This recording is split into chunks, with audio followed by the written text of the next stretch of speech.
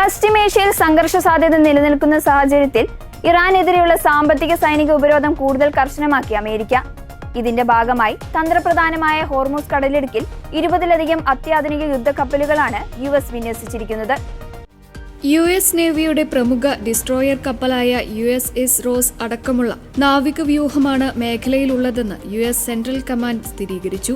ഉപരോധ മാനദണ്ഡങ്ങൾ ലംഘിച്ച് സഞ്ചരിക്കാൻ ശ്രമിച്ച 55 വാണിജ്യ കപ്പലുകൾ ഓഗസ്റ്റ് 9 വരെയുള്ള കണക്കനുസരിച്ച് വഴിതിരിച്ചുവിട്ടതായി US സൈനിക കമാൻഡ് വ്യക്തമാക്കി. കൂടാതെ സംശയാസ്പദമായ സാഹചര്യത്തിൽ കണ്ടെത്തിയ 2 കപ്പലുകളിൽ നാവികസേന നേരിട്ടെത്തി പരിശോധന നടത്തുകയും ചെയ്തു. തന്ത്രപ്രധാന ജലപാതയിലൂടെയുള്ള ഇറാന്റെ ചരക്ക് നീക്കം പൂർണ്ണമായി നിയന്ത്രിക്കുകയാണ് US ലക്ഷ്യമിടുന്നത്. US ഉപരോധവും ഉപരോധ പരിശോധനകളും കടുക്കുന്നതിനിടെ ഹോർമൂസ് കടലിടുക്കിലൂടെയുള്ള യാത്രാ തടസ്സങ്ങൾ ഒഴിവാക്കാൻ ഇറാനും ഒമാനും പുതിയ ഷിപ്പിംഗ് പാതകൾ ഒരുക്കുന്നതിനുള്ള ധാരണയിലെത്താൻ ശ്രമിക്കുകയാണ്.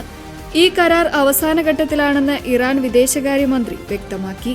എന്നാൽ അന്താരാഷ്ട്ര ജലപാത തുറന്നു നൽകണമെങ്കിൽ അമേരിക്ക തങ്ങളുടെ ഉപാധികൾ അംഗീകരിക്കണമെന്ന് ഇറാൻ നിലപാടെടുത്തു. അതേസമയം നൽകിയ വാഗ്ദാനങ്ങൾ പൂർണ്ണമായും പാലിക്കാൻ ഇറാൻ തയ്യാറായാൽ മാത്രമേ ഉപരോധങ്ങൾ നീക്കുന്ന കാര്യം പരിഗണിക്കൂ എന്ന് US അധികൃതരും വ്യക്തമാക്കി.